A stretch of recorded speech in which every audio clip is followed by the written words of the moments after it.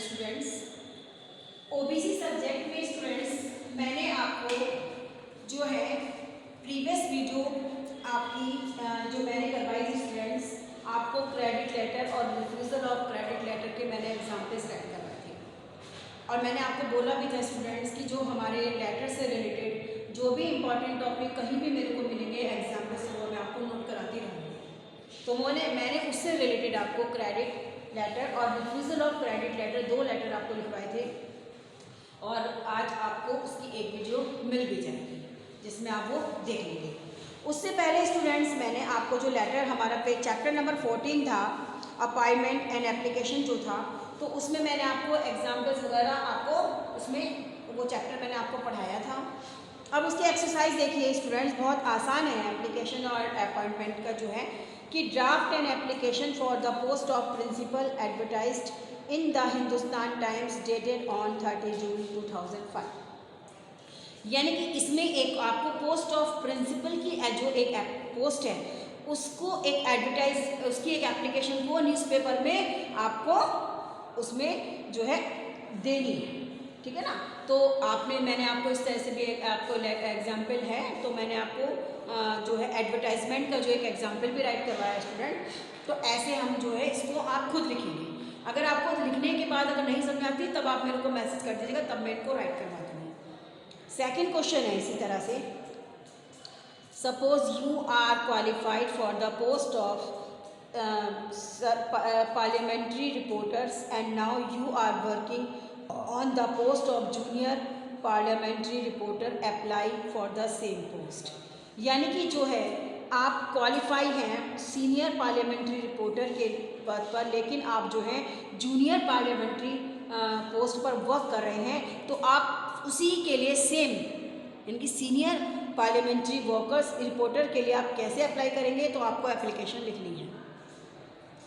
Third is considered of a principal of an institute, apply for the post administrative officers which is going to offer you a higher scale than you are getting now।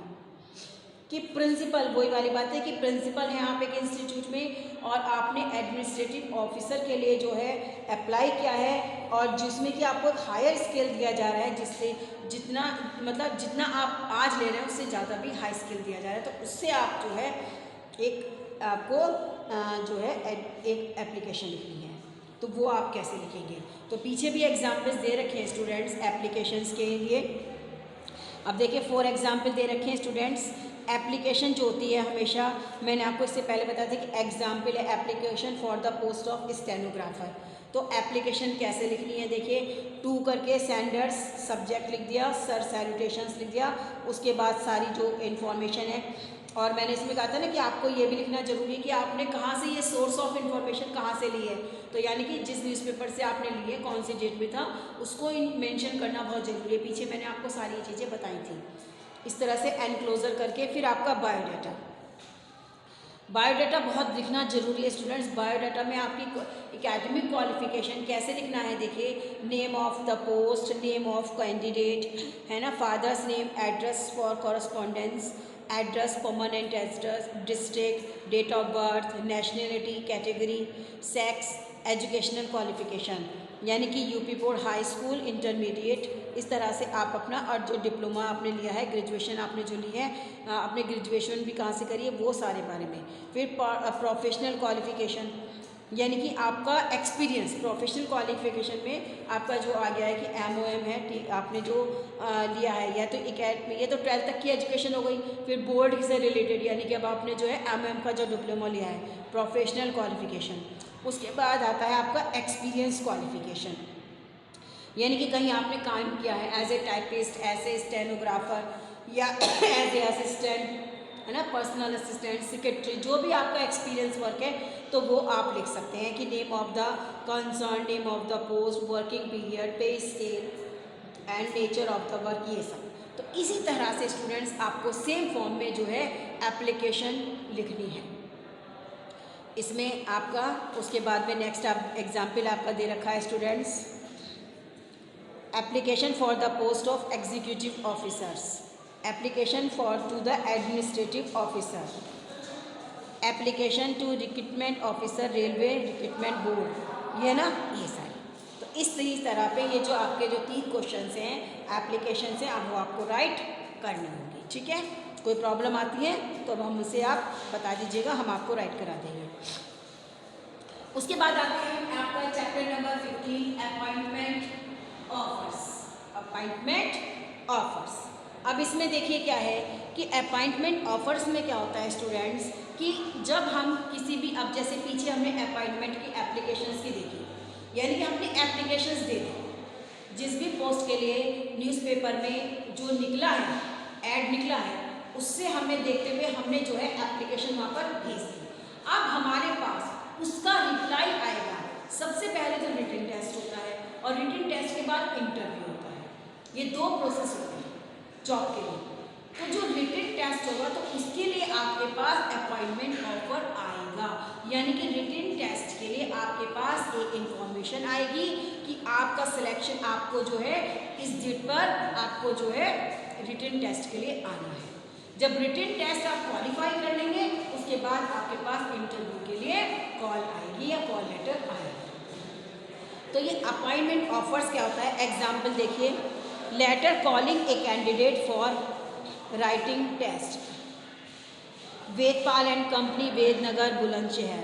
ठीक है ना, ये जो gram VD, reference number mister Ashish Kumar Saxena, VAM organic chemicals, है ना, Gajraula, JP Nagar, ये सब। Written test for the post of stenographer, अब यानी कि आपको बुलाया गया with reference to your application for the above mentioned post, you are requested to appear for a written test, dates company, address, सारा चीज़। the test will be of 3 hours followed by GT। ठीक है ना, यानी कि 3 घंटे का आपका written test होगा। तो ये आपके पास एप्लीकेशन आ जाएगी कि अपॉइंटमेंट ऑफर्स आ जाएगा, ताकि आप जो है अब रिटन टेस्ट के लिए आपको पता चल जाएगा कि हमें रिटन टेस्ट के लिए कब जाना है। एग्जाम्पल दे रखा है आपका, देखिए डेट ऑफ इंटरव्यू। अब उसके बाद क्या हुआ, रिटन टेस्ट आपके पास ऑफर आ गया। उसके बाद यदि आप रिटन टेस्ट क्वालिफाई कर लेते हैं, ठीक है, आप रिटन टेस्ट को पास कर लेते हैं, तो उसके पास आपके पास एक इंटरव्यू का कॉल लेटर भी आ जाएगा। वो नेक्स्ट आपका उसमें दे रखा है कि with reference to your written test and group discussion on we are pleased to call you for a personal interview on that date. आ गया, सारी चीज़ें जो उन्होंने लिख रखी हैं वो सब दे दी। अब उसमें वेन्यू भी दे दिया है, कहाँ पर है आपका टेस्ट, कितने बजे, इंटरव्यू कितने बजे है, जो कुछ है सारी इन्फॉर्मेशन आपको दे दी है। तो ये आपका इंटरव्यू का पहला एग्जाम्पल, आपका रिटन टेस्ट का, सेकंड आपका इंटरव्यू का आपका हो गया। अब थर्ड है आपका एग्जाम्पल लेटर इंटीमेटिंग अपॉइंटमेंट, यानी कि अब जब आपने इंटरव्यू भी कंप्लीट कर लिया है, सक्सेसफुल इसको कंप्लीट कर लिया है, अब आपके पास जो है अपॉइंटमेंट लेटर भी आ गया। क्या, I am glad to inform you that the interview you had with us on that date on the basis of the recommendations of the selection committee you have been selected for the post of stenographer in the pay scale of dash, you are therefore requested to confirm your willingness as soon as possible. यानी कि तीनों process होते हैं, written test, interview का call letter और उसके बाद में अपॉइंटमेंट लेटर, तीनों चीज़ें क्लियरली आपको तीनों चीज़ें समझा दी।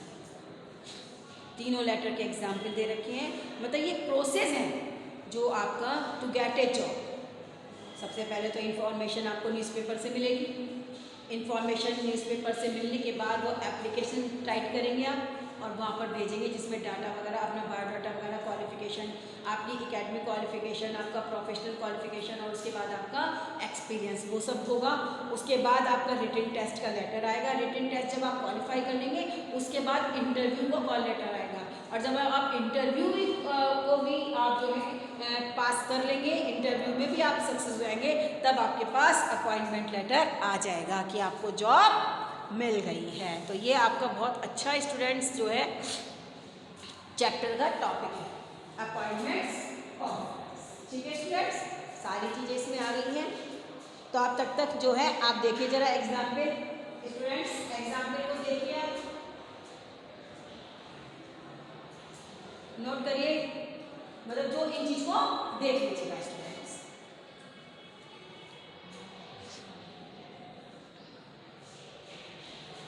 अब इसके बाद देखते हैं हम chapter number 16, correspondence with the bank. क्योंकि इसमें क्वेश्चन नहीं है स्टूडेंट्स, एक्सरसाइज सॉल्व करने के लिए नहीं है, केवल आपको चीजें बताई गई हैं कि हम किस प्रोसेस से जो है आप जॉब लेंगे।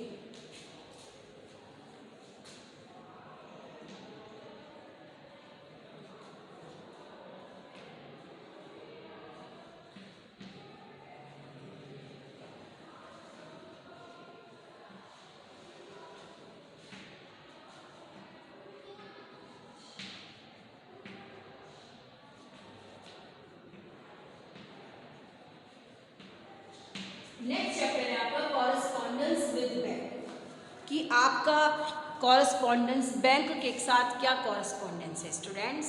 क्योंकि देखिए जब हम कहीं किसी कंपनी में, किसी ऑर्गेनाइजेशंस में या किसी इंस्टीट्यूट में या किसी स्कूल कॉलेजेस में जब हम जॉब करते हैं स्टूडेंट्स, तो आपने आजकल देखा है कि प्राइवेट में ये हो या गवर्नमेंट सेक्टर में, मोस्टली गवर्नमेंट सेक्टर में तो ऐसा होता है स्टूडेंट्स कि पे जो सैलरी जो दी जाती है वो कभी कैश नहीं दी जाती, वो आपके अकाउंट में ही जाती है ना, कि वो सैलरी जो है आपके अकाउंट में ही जाती है। और मान लीजिए जैसे गवर्नमेंट पॉलिटेक्निक है स्टूडेंट्स, अब गवर्नमेंट पॉलिटेक्निक में ऐसा तो नहीं कि जितने सारे भी यहाँ पर ऑथर, जितने भी लेक्चरर्स हैं, सर हैं, जो भी कुछ हैं वो काम करते हैं, तो उनकी सैलरी जो आती है, अब ये नहीं कि किसी सर का अकाउंट किसी ऐसे स्टेट बैंक में खुला हुआ है, किसी का यूनियन बैंक में खुला हुआ है, किसी का किसी और बैंक में खुला हुआ है। तो इस चीज़ से बचने के लिए जब इस तरह से कहीं एक इंस्टीट्यूट में होता है तो सबका जो अकाउंट होता है वो एक ही बैंक में होता है ना, उस एक बैंक से उनका मतलब उस बैंक में उनका अकाउंट होता है और सबकी सैलरी ऑटोमेटिकली ही ट्रांसफ़र हो जाती है, अपने आप उनके अकाउंट में आ जाती है, किसी को भी कैश पे नहीं किया जाता। गवर्नमेंट ने निकाला था कि मतलब 2,500 से ज़्यादा आप किसी को भी कैश नहीं दे सकते, चाहे कोई वो जीएल हो, उनकी भी सैलरी जो है, उनका भी जो अमाउंट बढ़ता है वो भी डायरेक्ट उनके अकाउंट में जाता है। वो बात दूसरी कि उनके कौन से अकाउंट में, क्योंकि उनके लिए फॉर्मेलिटी नहीं होती कि सेम अकाउंट में अपना बैंक खोलें, वो अपना अकाउंट खोलें बैंक में, उनके लिए जो भी बैंक में जिनका भी जो अकाउंट होता है तो ऐसे जीएल का उनको उसमें जो उनका सैलरी जो उनकी अमाउंट चला जाता है। तो अब है ये आपका कॉरेस्पॉन्डेंस विद बैंक, कि अब आपका कॉरेस्पॉन्डेंस क्या है। अब देखिए मैं स्टार्ट कर रही हूँ, आप बुक कर लीजिए, ओपन कर लीजिएगा अपना chapter number 16 page number 125, correspondence with bank. There is none in the world who is not acquainted with the name of bank, कि संसार में कोई भी ऐसा नहीं है जो कि बैंक के नाम को ना जानता हो। ऑब्वियसली हम में से कोई भी हो, चाहे ग्रामीण इलाके का हो या किसी शहरी इलाके का हो, कहीं का भी हो, कोई भी दूर दराज कहीं भी हो बच्चों, लेकिन सब बैंक के बारे में जानते हैं। क्योंकि जिस तरह से हमारा कम्युनिकेशंस है, हमारी हर जगह पहुंचा हुआ है, वर्ल्ड के हर कोने में पहुंचा हुआ है, उसी तरह बैंक भी ऐसी चीज़ है कि जिसमें भी सभी जानते हैं और सबका कहीं ना कहीं बैंक से कोई ना कोई मतलब जरूर होता है। Of course, banks are playing a very important role in the development of the society. और सही बात है कि जो बैंक हैं वो सोसाइटी के डेवलपमेंट में एक इम्पॉर्टेंट रोल प्ले कर रहे हैं। अब स्टूडेंट्स इसलिए भी बैंक में देखिए, अब जैसे मान लीजिए किसी के पास ज़्यादा अमाउंट होता है तो वो घर में रखना सेफ नहीं होता, क्योंकि घर में तो देखिए अनजाने में कोई चोर आ जाए या कोई ले जाए या कुछ भी हो सकता है, तो उस चीज़ से बचने के लिए स्टूडेंट्स बैंक में जो है हमारा पैसा रखा रहता है, सेफ रखा रहता है। ऊपर से सरकार हमें उस पर इंटरेस्ट भी देती है कि हम उसमें टाइम टू टाइम अगर डिपॉजिट करते रहे ना तो उसमें इंटरेस्ट भी हमको मिलता है, एफडीज के रूप में हम करते हैं, है ना। तो इस चीज़ से तो बैंक से जो है क्या है कि एक तो डेवलपमेंट होता है और इससे जो है हमारा पैसा, हमारा कैश, और बैंक में देखिए आप तो सुविधाएं भी ऐसी कि बैंक में लॉकर भी इशू किए जाते हैं, यानी कि जो ऑर्नामेंट एक्सपेंसिव आपकी ज्वेलरी है और घर में सेफ नहीं है तो वो आप बैंक के लॉकर में उसको रख सकते हैं।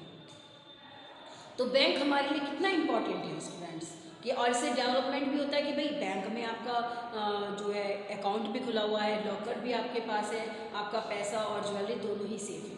तो कोई प्रॉब्लम नहीं है। तो बैंक जो है अब क्या कहते हैं, जो हमारा जो हम पैसा डिपॉजिट करते हैं जो कुछ है वो सब काम आता है देश के।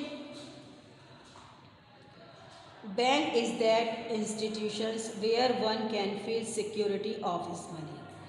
बैंक वो इंस्टीट्यूशन है जिसमें हर किसी को अपने पैसे की जो है सुरक्षा की गारंटी रहती है। क्योंकि देखो छोटे मोटे बैंक कभी कभार हो जाता है, बच्चे न्यूज़पेपर में भी आते हैं कि जो छोटे मोटे जो कि बैंक ऐसे होते हैं जो गवर्नमेंट के द्वारा नहीं होते, प्राइवेटली बैंक होते हैं, कुछ तो वो घोटाला कर देते हैं कि लोगों का पैसा लेकर चले जाते हैं। लेकिन ऐसे बैंक पर कभी भी विश्वास नहीं करना चाहिए और ना ही कभी अकाउंट खोलना चाहिए।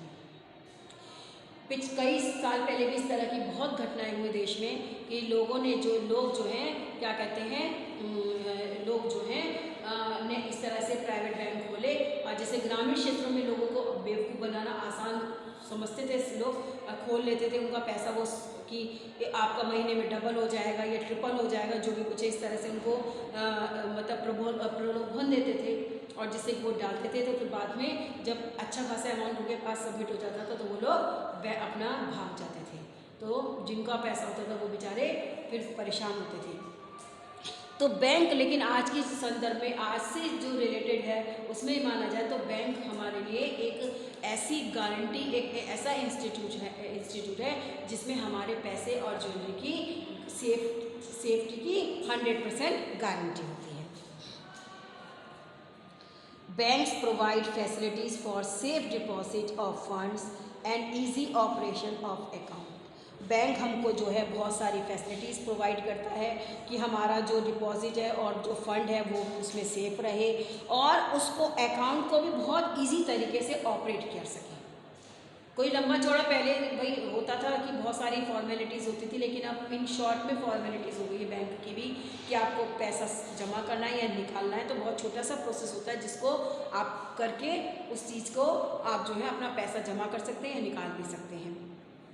कोई किसी को प्रॉब्लम आती तो बैंक के ही कर्मचारी जो होते हैं वो हम उनको इन्फॉर्मेशन बता देते हैं, भरना भी बता देते हैं, बहुत हेल्पफुल होते हैं वो लोग, हेल्प करते हैं। अब बेचारे जो शहर के लोग होते हैं वो तो जानते ही हैं, लेकिन जो ग्रामीण क्षेत्र के लोग आते हैं जिनको पढ़ना लिखना नहीं आता है तो उनकी मदद भी कर देते हैं और उनके फॉर्म भरवाने में उनकी हेल्प भी करते हैं। तो बैंक जो है हमें ये सारी सुविधाएँ उपलब्ध कराते हैं। Even you can develop your business according to your efficiency and good relationship with bank. और आप अपने बिजनेस को अपनी सुविधा के अनुसार और अपने अच्छे रिलेशन बैंक के साथ बनाकर भी आप जो है बैंक के साथ काम कर सकते हैं। क्योंकि बिजनेस होते हैं स्टूडेंट्स, बिजनेस जो है सारे बैंक पर थ्रू होते हैं क्योंकि कैश का लेन देन कम ही होता है, जो भी सारा होता है वर्क चेक होता है या ड्राफ्ट के रूप में हम यूज़ करते हैं। भाई चेक या ड्राफ्ट, भाई ज़्यादा अमाउंट और ड्राफ्ट बनवा दिया, चेक दे दिया, है ना, तो सब बैंक में के काम से थ्रू होता है। क्योंकि कोई से भी छोटा सा छोटा क्यों ना बिजनेस हो स्टूडेंट्स, चाहे कोई सा भी बिजनेस हो, सबका रिलेशन बैंक से ज़रूर होता है। क्योंकि बैंक जो है बिजनेस को चलाने के लिए हेल्प करता है और मतलब एक जैसे भाई उनको लोन भी प्रोवाइड करा देता है। अगर किसी हमें कोई बिजनेस ओपन करना है और हमारे पास पैसे नहीं हैं तो बैंक हमें लोन की सुविधा भी देता है, होम लोन प्रोवाइड कराता है। घर नहीं है तो होम लोन ले लीजिएगा और टाइम टू टाइम उसको पे करते चले जाइएगा, तो होम लोन की सुविधा भी बैंक हमें देता है। तो ये बैंक के साथ बिजनेस के अकॉर्डिंग आप अच्छे रिलेशनशिप बना सकते हैं so that your business works smoothly. There are many facilities provided on the part of banks. They are, अब कौन सी हैं? बहुत सारी प्रोवाइड जो फैसिलिटीज़ बैंक करता है कौन सी हैं? और या कैरियर फैसिलिटी आपकी सबसे पहले होती है फैसिलिटी फॉर कैरियर अपलिफ्टमेंट और कैरियर फैसिलिटीज़। बैंक जो है कैरियर फैसिलिटीज़ भी प्रोवाइड करता है, बैंक्स की जॉब निकलती हैं, बैंक्स की जॉब्स निकलती हैं एडवर्टाइजमेंट में न्यूज़पेपर में, और फिर स्टूडेंट्स उनके फॉर्म भरते हैं, फॉर्म के बाद वो एग्ज़ाम देते हैं, रिटन टेस्ट को क्वालिफाई कर लिया जाए तो इंटरव्यू होता है, उसके बाद उनको जॉब मिल जाती है। तो बैंक में आज बहुत सारी वैकेंसीज अवेलेबल हैं जो कि एक कैरियर को जो है लोगों इस कैरियर्स बनाती हैं। Second, loan facilities, different types of loan जो है बैंक हमें देता है, प्रोवाइड कराता है। हम अपनी अकॉर्डिंग, अपनी कन्वेंस के अकॉर्डिंग हम जो है लोन ले सकते हैं और उनको पे कर, इंस्टॉलमेंट में उनको हम पे कर सकते हैं। Overdraft facility, lockers facility, lockers मैंने आपको बताया था कि भाई लॉकर्स फैसिलिटी भी होती है कि लॉकर्स में फेस अपना ज्वेलरी रख दीजिएगा। ओवरड्राफ्ट फैसिलिटी ऐसी होती है कि एक मान लीजिए बहुत बड़ा बिजनेस है और वो चल रहा है, एक अच्छा खासा अमाउंट बैंक में है, लेकिन कई बार ऐसा होता है कि बैंक में मान लीजिए किसी का 25 लाख रुपए डिपॉजिट है, लेकिन उसने एक बहुत बड़ी डील करी है और जिसको 30 लाख रुपए पे करना होता है, लेकिन वो बैंक के साथ पहले ही उनका आपस में एक कम्युनिकेशन बना हुआ होता है, सारी फॉर्मेलिटीज़ कंप्लीट होती हैं कि यदि ड्राफ्ट ओवर हो जाता है, यानी कि आपके अकाउंट में तो 25 लाख रुपए है लेकिन आपका जो ड्राफ्ट है वो 30 लाख का है, तो बैंक जो है इस तरह की सुविधा भी देता है। वो आपस में पहले से ही हो जाती है, वो सुविधाएं दी जाती हैं कि बैंक जो है उसका 25 जो ड्राफ्ट होता है उसको 30 लाख में कन्वर्ट करके पे कर देता है, क्योंकि उसको मालूम है कि जिसका हम 5 लाख उसको दे रहे हैं वो हमें जल्दी ही उसको चीज़ को फिल कर देगा, उसको वापस कर देगा। तो ये ओवर ड्राफ्ट फैसिलिटीज़ होती है। लॉकर फैसिलिटीज़ होती ही है। Loan for agriculture equipments, machinery like tractors, cultivators, potato machines etcetera. अब इसमें बहुत सारी एग्रीकल्चर इक्विपमेंट्स के लिए कोई व्हीकल्स खरीदना, आजकल तो देखो गाड़ी तक के लिए भी लोन मिल जाता है कि लोन के लिए आप अगर गाड़ी खरीदनी है तो आप लोन ले सकते हैं और गाड़ी ले सकते हैं। तो बहुत सारे तरीके आजकल तो जितनी जैसे आपको चाहिए वैसा ही लोन अवेलेबल है। आज तो लोन्स हर फील्ड में आपको लोन बड़े आराम से मिल जाएगा स्टूडेंट्स, कोई प्रॉब्लम नहीं है लोन्स की। उसके बाद है आपका लोन फॉर, हाँ जी, recurring deposit schemes, fixed deposit scheme, master card schemes, agriculture credit card scheme, ये सारी स्कीम्स होती हैं। बहुत सारा फिक्स्ड है, एफडीज़ हैं, एफडीज़ के थ्रू भी आप अपना पैसा जो है कर देते हैं, उस पर इंटरेस्ट मिल जाता है। आपको जो है अपना सेविंग अकाउंट खोल सकते हैं, जो भी बहुत सारी फैसिलिटीज़ हैं स्टूडेंट सभी को मालूम है कि बहुत सारी फैसिलिटीज़ हम लोगों को प्रोवाइड की गई है बैंक के थ्रू, जो कि हम जिनका हम लाभ उठाकर अपने वर्क को कंप्लीट सक्सेसफुली रन कर सकते हैं, चला सकते हैं। अब किसी व्यक्ति के पास यदि हुनर है, टैलेंट है और वो बिजनेस करना चाहता है तो और उसके पास पैसे नहीं है, तो ऐसा नहीं है कि उसका टैलेंट बेकार जाएगा, वो बैंक से संपर्क स्थापित करके पैसा ले सकता है और अपने बिजनेस को स्टार्ट कर सकता है, इस्टेब्लिश कर सकता है। So one can avail the benefit of the above mentioned schemes according to his or her requirements. इसलिए हर कोई जो है ऊपर जो स्कीम्स दे रखी हैं उनको अपनी रिक्वायरमेंट्स के अकॉर्डिंग उनका फ़ायदा उठा सकता है। As far as the questions of banking correspondence is concerned, जहाँ तक बैंक कॉरस्पॉन्डेंस तक का सवाल है, it is somewhat different from the usual business correspondence. यह जो है यूजुअल बिजनेस कॉरस्पॉन्डेंस से थोड़ा सा अलग है। You must know some banking technical terms and phraseology. आप लोगों को कुछ बैंक की टेक्निकल टर्म्स एंड फ्रेजोलॉजी का जानना बहुत ज़रूरी है। Here some specimen letters which an individual in business often need to address to his bank. यहाँ पर कुछ स्पेसिमेंट्स दिए गए हैं लेटर्स जो कि इंडिविजुअल्स बिजनेस में इंडिविजुअली और जिनको कि बैंक से आवश्यकता पड़ती है, जिनके बैंक से रिलेटेड, तो वो आपको दिखाए जा रहे हैं।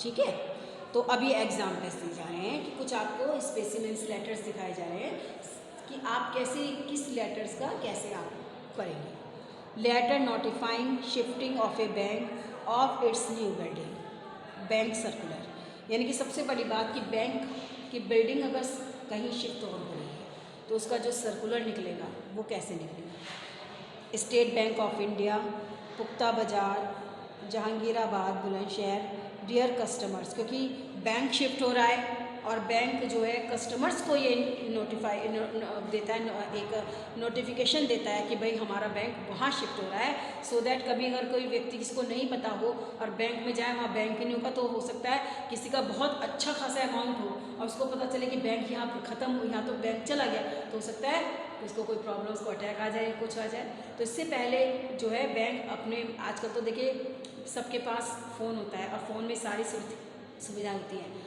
बैंक में आप पैसा निकालते हैं, तुरंत मैसेज आता है कि आपके अकाउंट में से पैसा निकाला गया है, सबमिट कराते हैं तो आ जाए कि आपके अकाउंट में इतना पैसा जा चुका है ना। तो ये सारी आपके सब सुविधाएं उपलब्ध हैं। बैंक से हम बिल पे कर देते हैं, टेलीफोन पे कर देते हैं, इलेक्ट्रिसिटी बिल पे कर देते हैं, हाँ ऑनलाइन शॉपिंग करते हैं, सब कुछ कर सकते हैं बैंक से, फ़ोन से, और सारा सब काम बैंक के थ्रू होता है। तो बैंक जो है पहली इन्फॉर्मेशन कस्टमर को एक मैसेज दे देता है कि we are happy to inform you that due to space conjunctions and often difficulties our branch office at Ganesh Mandi Jahangirabad will be permanently closed for date. All working relating of this branch will now be shifted in its newly constructed building of Uttar Bazar. ठीक है ना, कि भाई congested area था, भाई bank में कंजेस्टेशन था, मतलब बहुत घिच पिची थी, तो उसकी वजह से उसमें जो है बैंक जो है एक बड़े एरिया में शिफ्ट होने जा रहा है, तो इन्फॉर्मेशन मिल जाती है और इससे क्या होता है कि फिर कोई प्रॉब्लम भी स्टूडेंट्स नहीं होती। सेकेंड एग्जाम्पल है request for opening a saving account. एक सेविंग अकाउंट को खोलना है तो उसके लिए एक रिक्वेस्ट है ना, बैंकों में एक सेविंग अकाउंट आपको खोलना है तो उसके लिए जो है एक उसके लिए रिक्वेस्ट की जा रही है टू द मैनेजर। मतलब पहले अपना स्टूडेंट्स का दे दिया एड्रेस और उसके बाद to the manager, I have to honour to say that I am a student of Janta polytechnic Jahangirabad studying in diploma in modern office management and secretarial practice. I want to open a saving account with your bank. For this kindly send me necessary forms. ठीक है ना, तो bank में students अपना जो है saving account खोलने की एप्लीकेशन दे रखी है स्टूडेंट्स। उसके बाद है नेक्स्ट है request for overdraft Sanjay clothes emporium. Overdraft जैसे जिक्र आया था, मतलब पीछे मैंने आपको बताया था कि ओवरड्राफ्ट क्या होता है कि we want to intimate you that we are one of your old customers with your bank for the last 30 years. Overdraft का क्या होता है अब आपको क्लियर पता चल जाएगा। Our business is progressive and we have a number of contract in hand. As such moment we are short of ready cash. We always depend upon you for all our banking matters and have had through satisfaction। कि हमारा business 30 साल से आप लोगों के साथ relationship है, हमारा जो बिज़नेस है प्रोग्रेसिव है, लेकिन अभी जो एट मोमेंट हमारे पास जो है कैश उपलब्ध नहीं है। As you are acquainted with our financial standing, आप हमारी फाइनेंशियल स्टैंडिंग स्टेटस को जानते ही हैं। So now we are requested you solve our present problem. इसलिए हम आपसे प्रार्थना करते हैं कि हमारी एट प्रेजेंट जो कैश की प्रॉब्लम है वो सॉल्व कर दी जाए। At present we have ₹70,000 in our account and this moment request you for an overdraft of 15,000 for 1 month at your usual rate of interest. यानी कि 70,000 है लेकिन 15,000 जो है ओवरड्राफ्ट है, यानी कि 15,000 आप हमें अपनी तरफ से दे दीजिएगा, उसका इंटरेस्ट जो रेट वगैरह होगा यूजुअली हम सब पे कर देंगे। We request you kindly allow us to this overdraft facilities.